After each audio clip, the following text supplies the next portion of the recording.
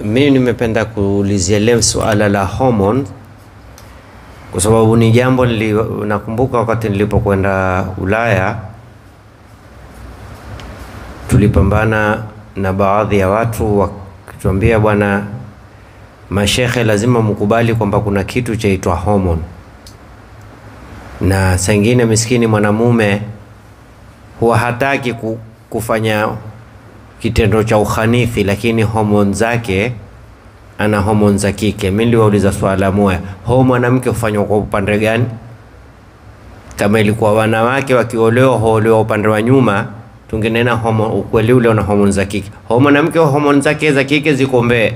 Mwanamume hendaia akaenda katafuta kwenda kwa upande mwingine.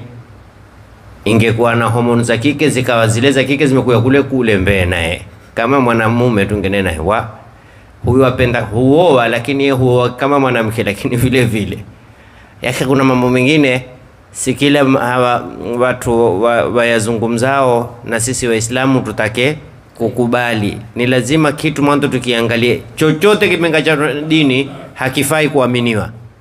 Chochote kinachowafiki dini twafaa kukikubali, lakini hakuna uvumbuzi utakao kutofautiana na dini ukawa ni uvumbuzi wa kweli. Uvumbuzi wowote na utafiti wowote na sijui mwanaziita elimu za kisayansi yoyote, ikiwa itaendana na kinyume na hadithi zilokuwa sahihi, kinyume na Qur'ani, haifai kuitwa, hatufai sisi Waislamu kukubali. Lakini alhamdulillah hakuna hata kimoja yao kimekhalifu, ila ni hawa ndo ukhalifu Qur'ani ikakhalifu na Sunna.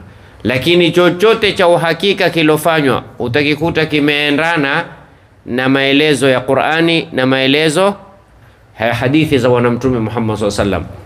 Lakini tusiposoma sisi dini yetu tutakuja kuwekwa mahala pabaya kusema kweli bwana, kumbe kweli bwana, kweli bwana. Simuona ule mwanamke ana ndevu ana hormone za kiume. Sasa na mwanamke tukamwona mwanamume hame ndevu, kweli ule ana hormone za kike, one hame ndevu. Sasa apunge mkono, sasa avae sidiria nini, ana hormone za kike? La, hazitokubaliana hormone za kike kimatendo.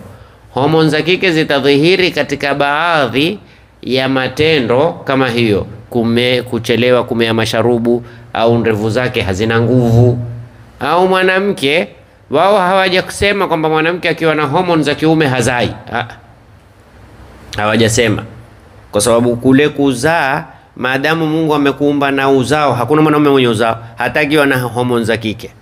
Havina uzao mwanamume, na haiwezekani kutunda mai ya mwanamume ambaye kwamba ana hormone za kiume na mai ya mwanamume mwenye hormone za kike ukayafanyia fertilizing, yani ukayapaisha. Haiwezekani, sababu Mungu alomuumba mwanamume khalas amemuumba huyu, hata likawa limepinda ile mwanamume limesiga limekata cheni, lakini bado mai yake mai ya kiume na yana uwezo wa kuzalisha. Na mwanamke hata akakazana iye likawa bodybuilder lipindrene kila mahala, hawezi mai yake utukanena huyu aweza kuzalisha. Ye mai yake yani kuzalisha kama mwanamume, yeye huyu kazi yake nkupawa na ule kazi yake nkupaa. Hakuna tafsiri nyingine. Hii ndio mipangilio ya Mwenyezi Mungu. Mwenyezi Mungu alipanga walaysa dhakaru kibiology, laysa dhakaru kal untha, basi kibiology. Ama thawabu na kimadhambi ni sawa sawa, hatuna tofauti. Man amila salihan min dhakarin au untha wa huwa mu'minun, hapa twalingana sawa sawa. Lakini kibiology fikra zetu sio fikra anavyofikiria mwanamke. Kuhisi kwetu sivyo kuhisi kwa mwanamke. Hapa kibiology ndio twatofautiana, kibiolojia na kisaikolojia. Walaysa dhakaru, na hakuna mwanachuoni mmoja wa Kifaransa ametunga kitabu kizuri sana, na si Muislamu, kutokamana na aya walaysa dhakaru kal untha. Ukikisoma hichi kitakupa mawazo mengi sana, mpaka akaelezea mfumo wa hedhi. Kwa nini usiweko kwa mwanamume, kwa nini uweko kwa mwanamke? Kwa nini mwanamke Mungu akamjalia awe na mwili laini kimaumbile. Basi wakati umekwisha kweli. Maumbile Mungu amejalia haswa jili la kike liwe laini. Utaweza wewe mwili ukishika huisi wa kiume huisi wa kike. Ingetupa kazi pia katika kuzikana. Saa nyingine hatutaki kufunuana. Lakini ukishika tutayua huyu mwanamke. Huyu mwanamume. Hata mikono tukipeana. Ushika mkono. Wewe ukamwangalia mwanamume kweli huyu? Mbona kono limelegea namna hii? Sana namna hii?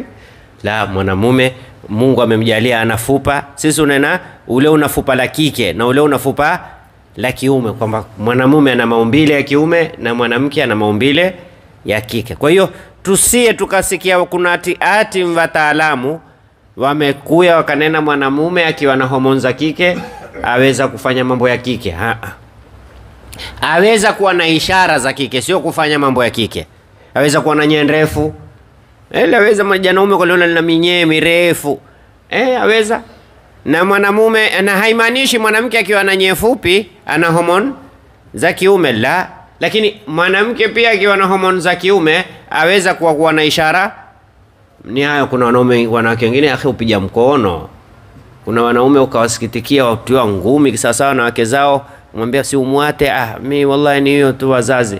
Basi na wewe muandike mikono, mimi sikuzoea kupigana na wanawake, hamuwezi. Lakini lazima akubali matokeo. Mwenyezi Mungu atupe kila la kheri.